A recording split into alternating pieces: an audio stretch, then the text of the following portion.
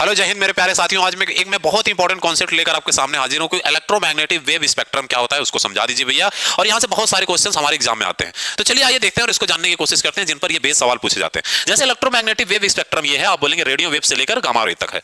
बोलेंगे इसमें कब वेवलेंथ ज्यादा होगा, कब फ्रीक्वेंसी ज्यादा होगी, उसके एक एक करके समझेंगे। देखो रेडियो वेव की जो वेवलेंथ होता है वो मैक्सिमम होता है, और जिसका वेवलेंथ मैक्सिमम होगा उसका फ्रीक्वेंसी क्या होगा, मिनिमम होगा, क्योंकि frequency is inversely proportional to the wavelength. बोलेंगे हाँ भैया ठीक है।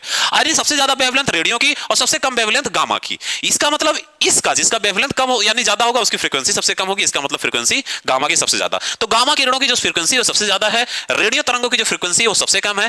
जस्ट उसी के अपोजिट जो रेडियो तरंग है उनका वेवलेंथ सबसे ज्यादा है और गामा किरणों का वेवलेंथ सबसे कम है। इन पूरे ऑर्डर को याद करने के लिए आप बहुत ही बेहतरीन तरीके से याद कर लेंगे। जैसे रेडियो मिर्ची I love you ex girlfriend, ये एक ट्रिक है जिसको फॉलो करेंगे तो आपको पूरा कॉन्सेप्ट क्लियर हो जाएगा कि रेडियो से रेडियो वेव, मिर्ची से microwave, infrared love visual light, you ultraviolet, X X-ray gamma यानी गर्लफ्रेंड, गामा कीड़े। ये क्रम है, इसको याद रखेंगे और आपको पता चल जाएगा जब भी हम ऊपर से नीचे की तरफ आएंगे, गामा की तरफ आएंगे, उस समय फ्रीक्वेंसी हमारी जो है बढ़ेगी और वेवलेंथ जो है हमारा वो घटेगा। तो ठीक है, thank you so much everyone. मिलेंगे एक और नेक्स्ट ट्रिक के साथ, तब तक के लिए सभी को थैंक यू और जय हिंद।